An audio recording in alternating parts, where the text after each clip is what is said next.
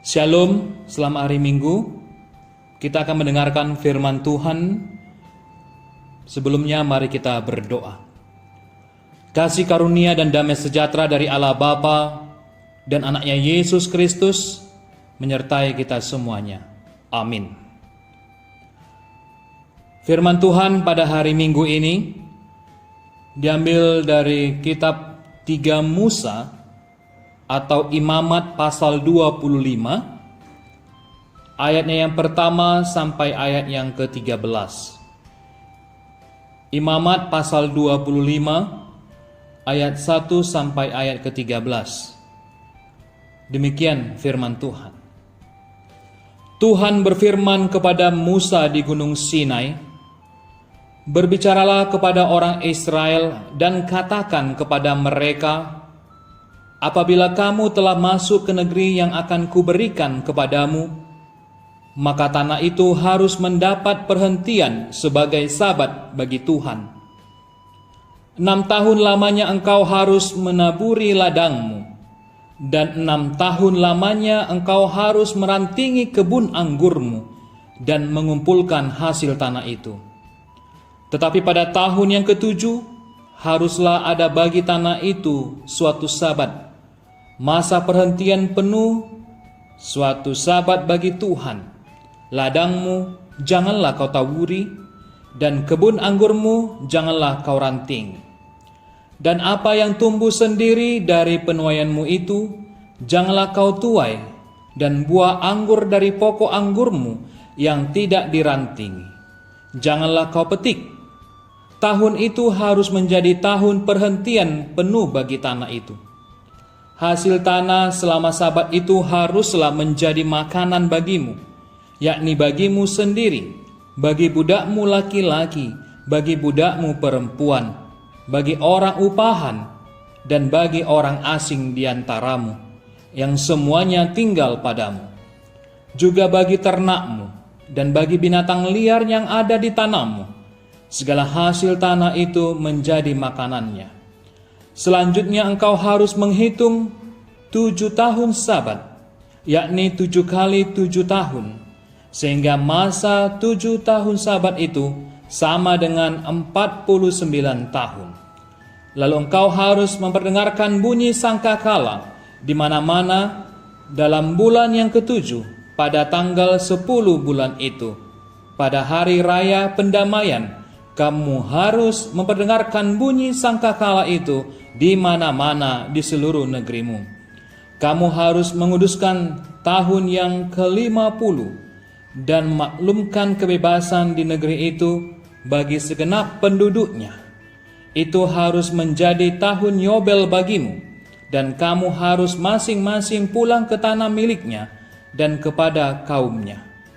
Tahun yang ke-50 itu harus menjadi tahun Yobel bagimu. Jangan kamu menabur, dan apa yang tumbuh sendiri dalam tahun itu jangan kamu tuai, dan pokok anggur yang tidak dirantingi jangan kamu petik buahnya. Karena tahun itu adalah tahun Yobel, haruslah itu kudus bagimu.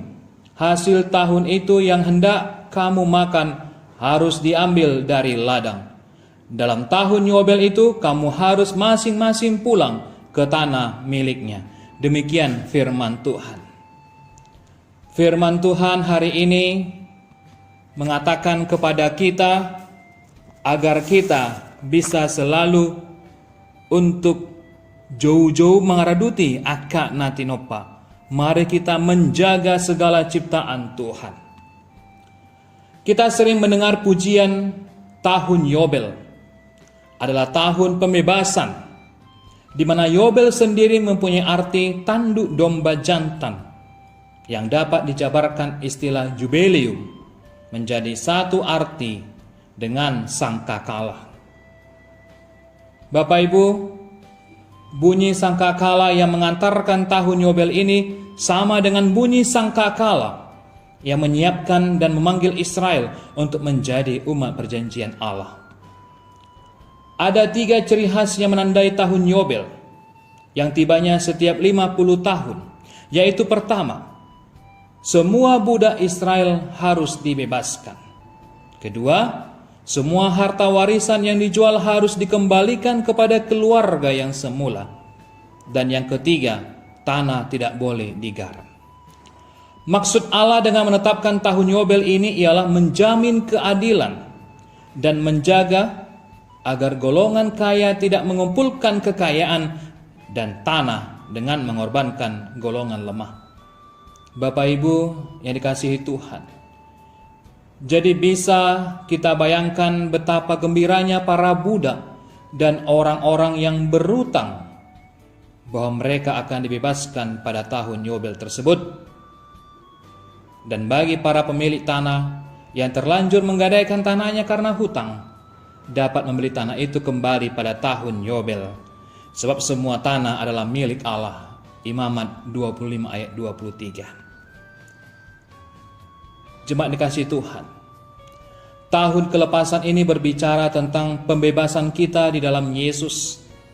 Selama berabad-abad manusia dibelenggu oleh dosa, penderitaan tidak dapat dihindari, dan maut telah menanti. Jemaat yang dikasihi Tuhan, mari kita manfaatkan tahun Yobel ini untuk melepaskan diri dari berbagai belenggu.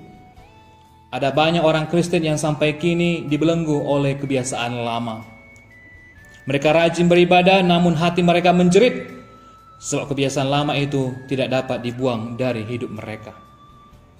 Harus ada tekad dan keberanian untuk mengalahkan itu semua. Yesus datang untuk melepaskan kita dari berbagai belenggu.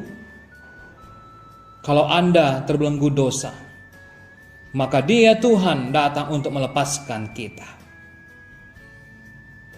Kalau kita terbelenggu oleh tabiat buruk, maka Dia Tuhan akan datang untuk menyingkirkan itu. Mari kita menjaga segala ciptaan Tuhan. Amin. Mari kita berdoa.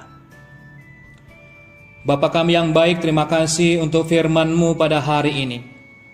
Di minggu kedua setelah Trinitatis ini, kami diminta untuk mengaradoti akan natinopa, untuk menjaga segala ciptaan-Mu ya Tuhan, agar kami memakai tahun Yobel sebagai tahun peristirahatan, untuk mencintai sesama kami manusia, untuk mencintai seluruh ciptaan Tuhan, agar kami terlepas dari belenggu-belenggu dosa kami, agar di tahun Yobel, tahun Jubileum ini adalah sukacita, di mana sangka kala sukacita Tuhan sudah siapkan bagi kami.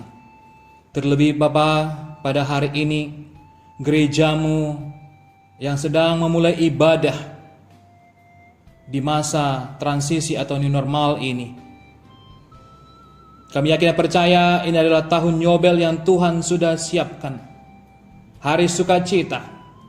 Meskipun ada di antara kami Bapak Ibu lansia dan anak-anak, dan yang tidak bisa hadir karena sakit penyakit untuk bersama kami beribadah di gereja, Tuhan juga berkati kami semuanya, seluruh jemaat Tuhan, dan yang bersuka cita pada hari ini, dimanapun kami berada, Tuhan berkati. Berkati kami pribadi lepas pribadi, keluarga lepas keluarga. Berkati jemaat Tuhan yang bersuka cita karena ulang tahun. Tuhan sembuhkan orang-orang yang sedang sakit ataupun di dalam pemulihan, agar kami berlebih sukacita lagi di hari-hari yang akan datang. Berkati para pemimpin bangsa kami dari yang tertinggi sampai yang terendah, agar mereka Tuhan berkati. Dan untuk para gugus tugas COVID-19 dan orang-orang yang menangani percepatan atau memutuskan mata rantai COVID-19 ini, Tuhan berkati mereka. Bapa yang baik, berikan kami kesehatan dan panjang umur, karena kami yakin dan percaya Tuhan akan selalu memberikan yang terbaik dalam kehidupan kami. Hapuskan kami Bapa dari segala dosa-dosa kami, agar tidak menjadi penghambat atas berkat yang akan Tuhan berikan kepada kami.